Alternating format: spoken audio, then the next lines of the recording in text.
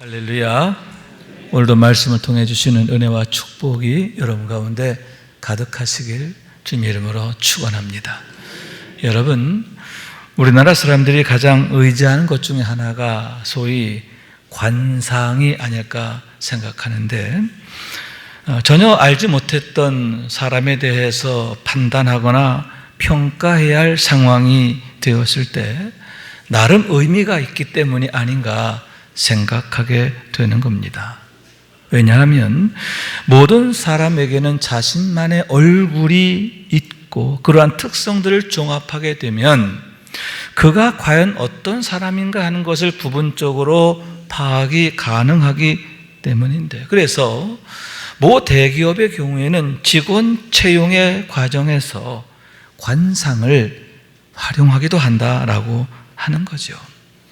마지막 면접 과정에 관상 전문가를 두어서 그 내용을 채점에 반영하게 된다 하는 얘기가 공공연한 사실이 되어 있다 하는 얘기입니다. 그러면 그 이유가 과연 어디에 있는가 하는데, 그것을 단순히 미신이라 폄하할 수 있지만 나름 타당함이 있기 때문이 아닌가 생각하게 되는데, 사람의 얼굴에는 평소 그가 어떤 생각을 하고 어떤 성격과 성품을 갖고 있으며 그의 건강 상태는 어떠한지, 그가 그동안 어떠한 삶을 살아왔는가에 대한 모든 것들이 종합적으로 나타나 있게 되기 때문이다라고 하는 말씀인 거예요. 예를 들어서 건강한 사람과 그렇지 않은 사람은 낯빛부터가 다르게 되는데, 건강한 사람은 되게 밝아요. 그리고 혈색도 참 좋습니다.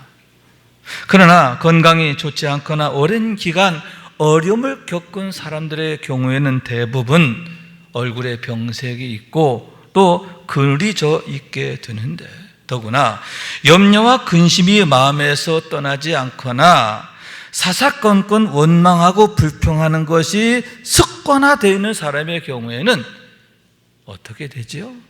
소위 썩는다고 그러죠. 얼굴이 썩게 되는 것을 보게 되는데, 평화가 없고 병색만 가득하게 되기 때문이다 라고 하는 말씀인 거예요. 다시 말씀드려서 그가 과연 어떤 삶을 살고 있는가 하는 것이 자신도 모르게 그의 얼굴에 새겨지고 남겨지기 때문인데 그의 얼굴이 된다라고 하는 말씀인 거예요. 그래서 미국의 16대 대통령으로서 만인의 존경과 추앙을 받는 에이브럼 링컨이 이런 말을 남겼는데요. 나이 40이 되면 자신의 얼굴에 책임을 지라. 그런 명언이에요. 그만큼 자신의 인생에 대해서 책임감을 갖고 잘 살아야 한다 하는 얘기인데, 잘 살아야 할 것에 대한 권면이며 권고이며 다짐이 아닌가 생각하게 되는 거예요. 왜냐하면 사람의 얼굴은 계속 바뀌게 되기 때문인데, 예를 들면 이런 얘기예요. 어떤 형제가 있었어요. 너무나 가난하고 또 먹을 게 없고 그래서 이웃집에 음식을 훔치고 옷을 훔치고 그러다가 닭도 훔치고 양도 훔치고 하다가 잡히게 되었는데 벌을 받게 되는 거죠. 매를 맞고 감옥에 갇히고 이마에는 낙인이 찍히게 되는 거예요.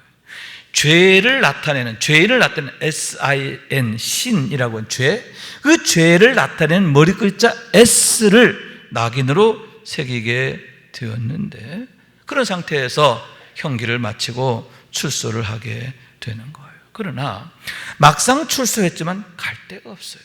그 누구도 그들 형제를 반기지 않았기 때문인데, 죄인의 낙인이 찍혀있는 그에 대해서 사람들이 기피하고 멸시하고 두려워하게 되었기 때문임을 생각하게 되는 거예요. 이에 동생은 세상을 원망하며 자신의 인생을 원망하며 더욱 마음이 모질게 되고 흉악하게 되고, 그래서 더 큰 도둑이 되었다. 결국은 불행한 종말을 맞게 되는데, 하늘과 자신과 세상을 원망하다가 이웃들에게도 나쁜 기억만 남기게 되었다라고 하는 얘기인 거죠. 그러나 형은 동생과 달리 정반대의 선택을 하게 되는데 자신의 죄를 인정하는 삶인 거예요.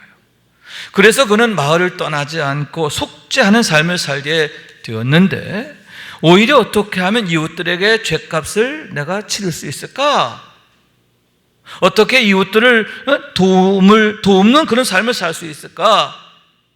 사람들이 제 아무리 멸시하고 또 왕따시키고 그래도 개의치 않고 자신이 가진 건 몸밖에 없으니까 온 몸을 다해서 이웃들을 섬기게 되었는데요. 그렇게 오랜 세월이 지나니까 언젠가부터 사람들의 생각이 바뀌는 거예요. 특히 그 사람의 이마에 찍혀있는 S라는 글자의 의미를 전혀 다른 의미로 생각하게 되었는데 본래는 죄를 나타내는 S가 세인트, 성자, 성인을 나타내는 머리 글자로 이해하게 되었다라고 하는 얘기인 거예요. 그 죄인의 흉악한 낙인이 도리어 하나님께서 세상에 보내신 천사의 증표로, 천사의 표식으로 이해하게 되었다라고 하는 얘기인 거예요. 그러니만큼 여러분 그때 그의 얼굴이 과연 어떤 모습이 되었을까 하는데 얼마나 아름답고 빛나게 되었을까 하는 거죠. 사람들이 그의 얼굴을 어떻게 기억하게 되었을까? 사람들의 기억 속에 그의 모습이 어떤 모습으로 남게 되었을까? 흠모할 만한 모습, 사모하는 모습, 닮고 싶은 얼굴이 되지 않았겠느냐라고 하는 말씀인 거예요. 그런 의미에서 에이브럼 링컨이 말한 바와 같이 우리도 우리 자신의 얼굴에 대하여 책임을 져야 하는데 여러분 거울 앞에서의 모습은 물론이거니와 자녀들 앞에서 이웃들 앞에서 과연 나는 누구인가? 교회 앞에서 나는 무엇이며 궁극적으로는 하나님 앞에서 나는 어떤 얼굴일 것인가? 두려운 마음으로 여러분 우리가 하나님 앞에 늘 서야 한다 하는 얘기인데 하나님 앞에서 칭찬과 영광이 되는 그런 얼굴이 될 수 있다면 얼마나 좋을까라고 생각하게 되는 거예요. 여러분 주님께서 산에 올라가 기도하실 때 변형되셨음을 보게 되는데 그 얼굴이 해같이 빛나며 옷이 빛과 같이 휘어졌더라 이렇게 기록하고 있는데 그런 영광이 우리에게도 나타나게 된다면 그런 영광의 주인공이 될 수 있다면 얼마나 멋질까 얼마나 감사한 일이 될까라고 하는 생각인 거예요. 그러면 여러분 우리가 과연 어떻게 해야 할까 하는데 오늘의 말씀의 주인공인 전도자 스데반에게서 그 대답을 찾게 됨에 대한 얘기인 거죠. 15절의 말씀인데 공회 중에 앉은 사람들이 다 스데반을 주목하여 보니 그 얼굴이 천사의 얼굴과 같더라 이렇게 말씀하고 있는 거예요. 전도자 스데반이야말로 모든 사람이 흠모할 만한 가장 아름답고 복된 얼굴의 주인공이 되었음을 보게 된다라고 하는 말씀인 거예요. 더군다나 여러분 지금 스데반 앞에 서 있는 공회원들은 누굽니까? 대제사장과 서기관과 바리새인 사두개인들이 바로 그들인데 얼마 전 예수님을 십자가에 못 박으라 내어주었던 자들인 거예요.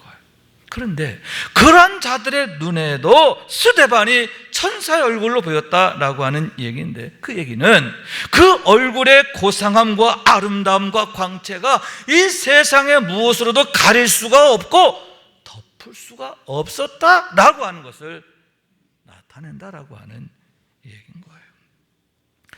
또한 여러분 그로 인하여 그들이 얼마나 놀라고 두려워하게 되었을까 하는데 왜 그들이 서둘러서 스데반을 돌로 쳐 죽이도록 내어주게 되었을까? 그 이유가 바로 거기에 있는 거예요. 왜냐하면 스데반의 그런 얼굴은 그가 누구인가 하는 것을 나타내기 때문인데 첫째로는 그가 성령의 사람인 것을 증거하기 때문이다라고 하는 말씀인 거예요. 성령의 충만이 아니면 도저히 그런 얼굴이 되어질 수가 없기 때문인데 그의 모든 마음과 생각이 오롯이 성령께 사로잡혀 있음을 나타낸다라고 하는 말씀인 거예요. 여러분, 마치 사랑에 빠져있는 어떤 청년의 모습과 같은 경우인데, 사랑에 빠지면 모든 마음과 생각이 사랑에 붙잡혀서 행복감에 젖게 되는 거 아닙니까? 행복하게 되고 얼굴이 빛나게 되지요. 여러분, 우리 얼굴도 그렇게 되기를 원하는 거예요. 할렐루야! 스데반 같은 얼굴 되기를 원하는 거예요. 또한 여러분, 그것은 그동안 그가 과연 어떤 삶을 살아왔는가 하는 것에 대한 평가가 되기 때문인데, 오직 성령을 따르는 삶이 되었음에 대한 결과를 나타내는 것이기 때문이다 하는 얘기죠. 그런 천사의 얼굴 하루아침에 되는 게 아니죠. 오랜 기간 동안의 연단이 있어야 비로소 그런 얼굴이 되어지기 때문이다 하는 얘기인데, 그 얘기는 그가 그동안 얼마나 치열하게 오직 믿음으로 살았고 인내했으며 충성을 다했는가 하는 얘기라는 거죠. 속담에 로마는 하루아침에 이루어지지 않았다라고 했는데, 그가 얼마나 잘 살아왔는가, 스데반의 인생이 얼마나 선하고 아름답고 충성된 삶이었는가 하는 것을 나타내는 증표가 되기 때문이다 라고 하는 말씀인 거예요. 그러니만큼 얼마나 감사한 일이며 자랑할 일이며 또 복된 일인가 하는데, 사도 바울의 경우에는 내 몸에 예수의 흔적을 가졌다, 나는 내 몸에 예수의 흔적을 가졌다, 그것을 자랑하게 되었음을 보게 되는데, 우리들 역시 하나님 앞에서 그런 자랑으로 세워지게 되기를 원하는 거예요. 여러분, 성도의 자랑은 돈 자랑이 아니에요. 인물 자랑, 학벌 자랑도 아니에요. 오직 어떤 얼굴인 것인가, 과연 내가 어떠한 하나님의 사람인가. 여러분, 오직 성령 충만, 그것만이 유일한 자랑이 됨을 믿으시기 바랍니다. 그러면 여러분, 우리가 과연 어떻게 해야 하는가? 8절의 말씀인데, 스데반이 은혜와 권능이 충만하여 큰 기사와 표적을 민간에 행하니, 이렇게 말씀하고 있는데 여기에 대답이 있다라고 하는 말씀인 거예요. 스데반의 경우 은혜와 권능이 충만하였음에 대한 얘기인데, 그러므로 인해 그 역시도 다른 사도들처럼 큰 기사와 권능을 행하게 되었다라고 하는 거예요. 그로 인해서 많은 사람에게 붙었던 더러운 귀신들이 떠나고 병들고 약한 자들이 낫게 되고 건강하게 된 줄로 믿습니다. 또한 그러므로 인해서 얼마나 많은 사람들이 참 자유함을 얻게 되고 기쁨을 회복하게 되었는가 하는데, 허다한 사람들이 예수를 나의 구주로 만나게 됨으로 인하여 운명이 달라지고 인생이 달라지게 되었기 때문이다 하는 얘기인 거예요. 무엇보다 임마누엘의 삶을 살게 되었음에 대한 얘기인데, 그로 인해서 여호와 이레, 여호와 니시, 여호와 라파, 여호와 샬롬의 삶이 되었기 때문이다 하는 얘기인 겁니다. 왜냐하면 여러분, 시편 127편에 있는 솔로몬의 교훈인데, 여호와께서 집을 세우지 아니하시면 세우는 자의 수고가 헛되며, 여호와께서 성을 지키지 아니하시면 파수꾼의 깨어 있음이 헛되도다. 너희가 일찍 일어나고 늦게 누우며 수고의 떡을 먹음이 헛되도다. 하나님 없는 인생의 실상을 말하는 거예요.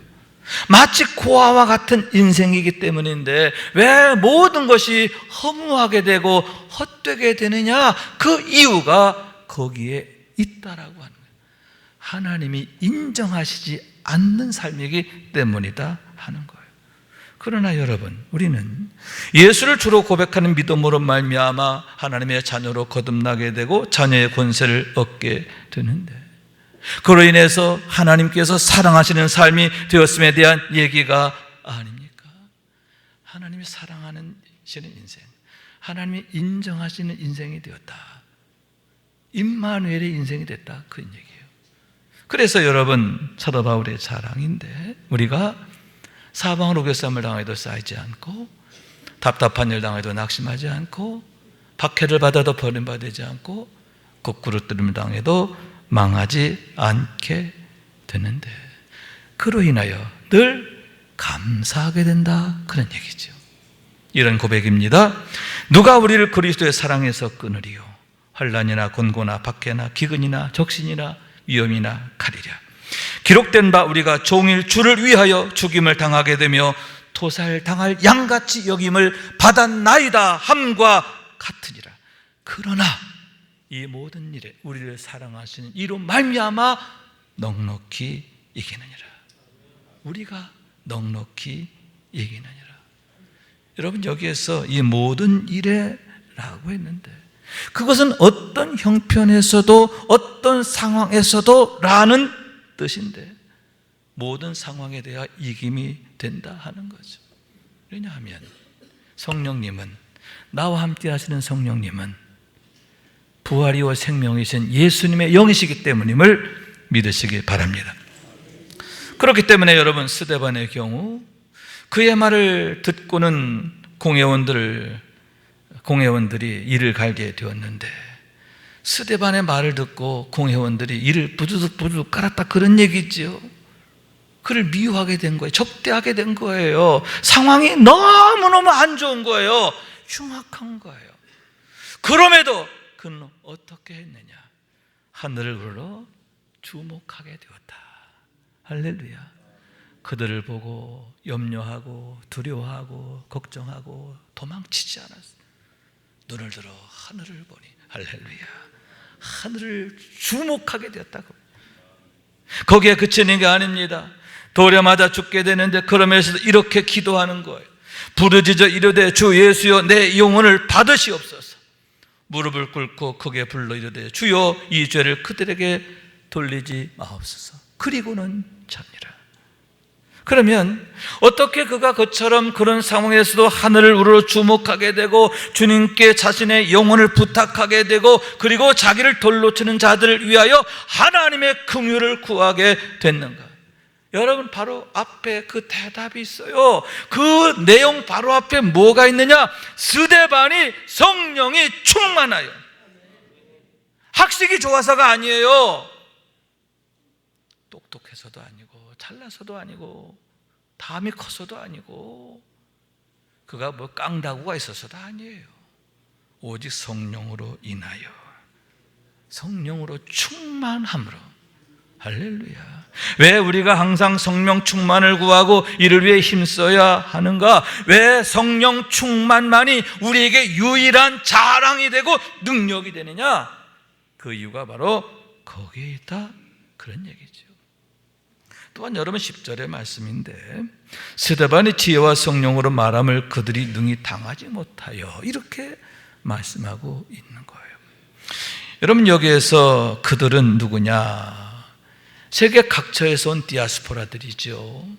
그들과 논쟁을 벌이게 되었다 하는 거예요. 그러나 거기에 그치지 않고 다음은 공회 앞에서도 담대히 말할 때 그들이 꼼짝 못하게 되었음을 보게 되는데, 여러분, 그 공회원들 중에는 최고의 학자도 있는 거예요. 사울의 스승이었던 가말리엘도 공회원 중에 하나였다는 거예요. 여러분, 외형적으로 보면 그들 앞에서 스데반은 참으로 무식한 자지요. 감히 말도 섞을 수 없는 그런 대상이에요. 그럼에도 여러분, 그가 입을 벌려 말씀을 전하니까 그들이 꼼짝 못하게 되었음을 보게 되는데, 왜냐? 그가 성령으로 말하게 되었기 때문임을 믿으시기 바랍니다. 지식으로 말한 게 아니에요. 자기 경험으로 말한 게 아니에요. 성령이 충만하니까 성령의 말하게 하심을 따라 말하게 되었기 때문인데, 성령이 지혜를 주시니까 그처럼 성경에 대해서 꿰뚫게 되고, 아멘, 그가 전하는 말에도 권세가 있게 되었음을 보게 되는데, 당대의 학자들, 최고의 학자도 그 앞에 꼼짝할 수 없었음을 보게 된다는 얘기죠. 둘이 어떻게 됩니까? 그들 책망하게 되는데, 목이 곧고 마음과 귀에 할례를 받지 못한 사람들아, 너희도 너희 조상과 같이 항상 성령을 거스른도다. 너희는 천사가 전한 율법을 받고도 지키지 아니하였도다 하고 그들을 엄히 꾸짖게 되었음을 보게 된다 하는 얘기인가요? 그런데 너무나 안타까운 게 뭐냐? 그들이 이 말을 듣고 마음에 찔려 그를 향한 이를 갈았다, 그런 얘기인데요. 불행한 일이죠. 왜냐하면 그처럼 마음에 찔리게 되면 회개하는 게 마땅한데 회개가 안 되는 거예요. 오히려 더 완악해지는 거예요. 강팍해지는 거예요. 악해지는 거예요. 그래서 스데반을 돌로 쳐 죽이게 되었는데, 그로 인해서 하나님의 진노를 자기 머리 위에 겹겹이 쌓게 되었기 때문이다 하는 얘기죠. 여러분, 하나님의 진노가 무엇입니까? 꺼지지 않는 불에 태우시리라. 거기서는 구더기도 죽지 않고 불도 꺼지지 아니하느니라. 그 화가 얼마나 끔찍하고 무서운가 하는데, 그처럼 들어도 듣지 못하고 보아도 보지 못하는 것이 얼마나 불행한 것인가, 얼마나 끔찍한 것인가.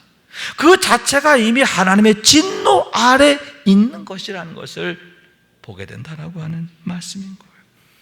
그렇기 때문에 여러분, 가장 큰 은혜와 축복이 뭐냐? 성령의 충만인데, 성령의 임재에 그치는 게 아니라 충만이 되어야 하는 줄로 믿습니다. 왜냐하면 이 보배를 우리가 질그릇에 가졌으니, 우리가 이 보배를 질그릇에 가졌으니, 그 말씀과 같이 오직 내 안에 계시는 예수 그리스도만이 우리의 운명을 바꾸고 인생을 바꾸고 축복이 되게 하는 유일한 비결이기 때문이다. 다시 말해서 에스겔서 37장과 47장의 이야기다, 그런 얘기죠.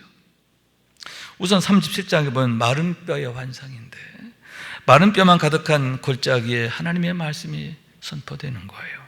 주 여호와께서 이 뼈들에게 이같이 말씀하시기를, 내가 생기를 너희에게 들어가게 하리니 너희가 살아나리라.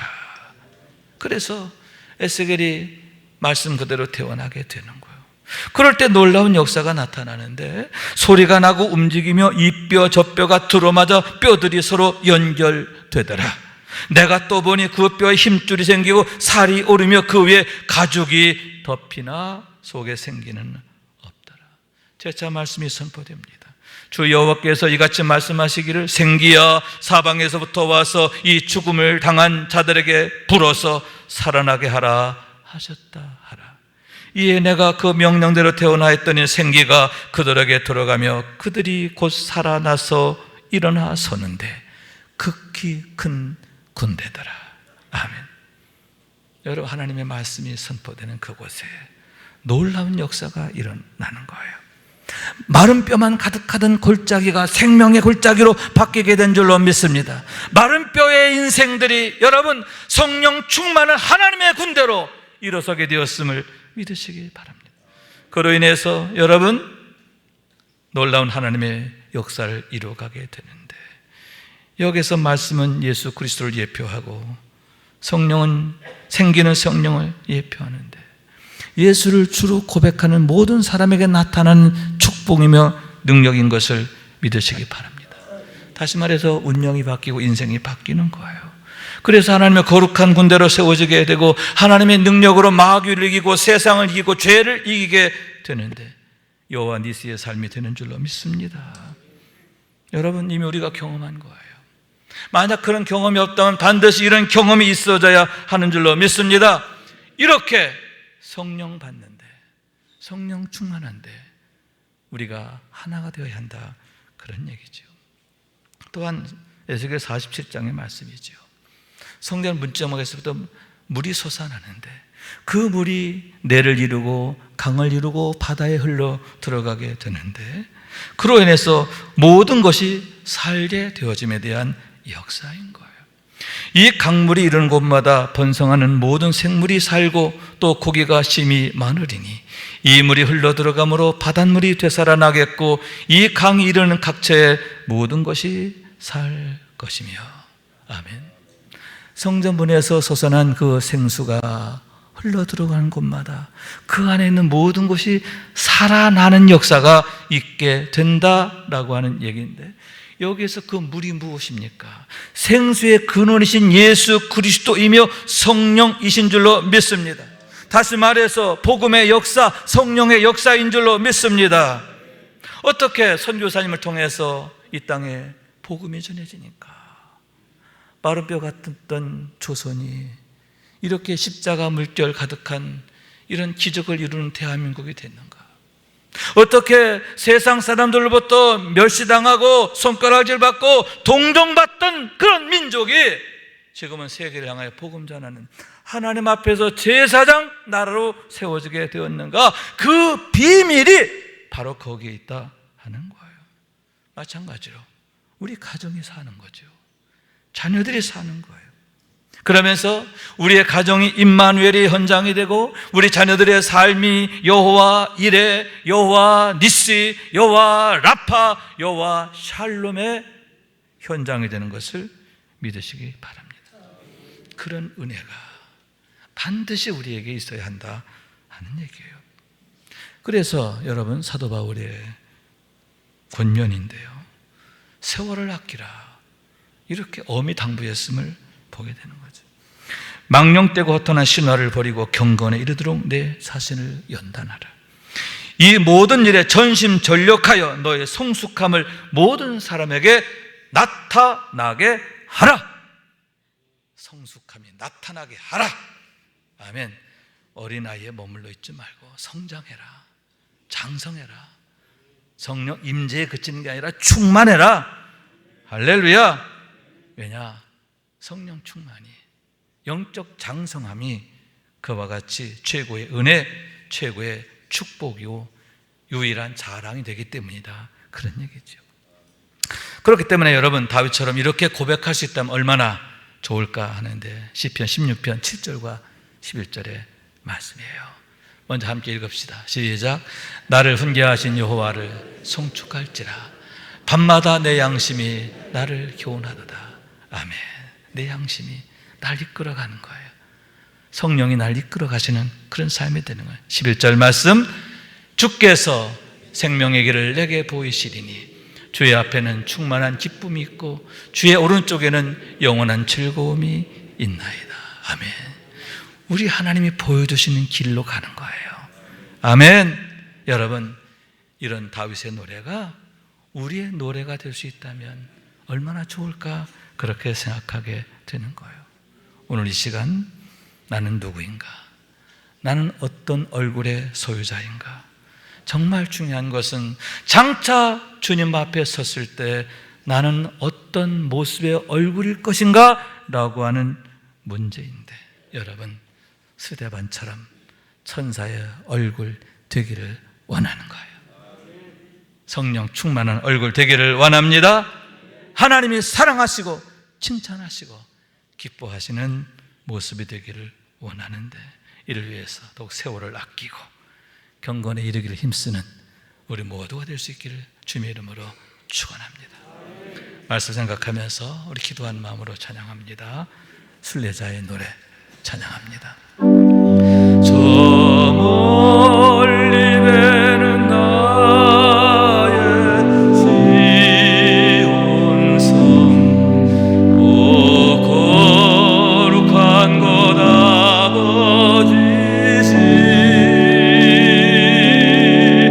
내 사모하는 집에 가고자 한밤을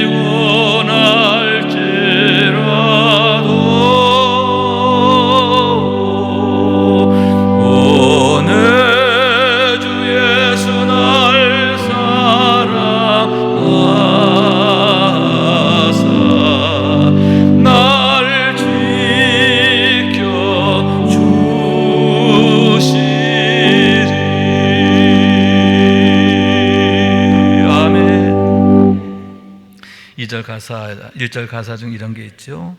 내 사모하는 집에 가고자 한밤을 세웠네. 여러분, 왜 한밤을 세웠을까요? 왜 밤을 꼬박 세웠을까요? 불면증 때문에? 아니죠. 기도하느냐고 밤을 세우는 거죠. 그죠? 기도하느냐, 말씀 읽느냐고 밤을 세우는 거고. 또 때로는 우리가 믿음으로 사는 과정에서 겪게 된 어려움, 시험, 환난, 그곳으로 인하여 밤을 세우는, 그럴 수 있는 거죠. 그러나 마지막, 오 내 주 예수 날 사랑하사 날 지켜주시리. 그러나 그 밤이 불행한 밤이 아니라 기쁨의 밤이 되고 축복의 밤이 되는 거예요. 왜냐? 날 사랑하신 주님이 날 홀로 두지 아니하시고 나와 함께 하시며 도우시기 때문임을 믿습니다. 날마다 주님과 동행하며 멋진 영적 승리의 삶을 이루시기를 주님의 이름으로 축원합니다.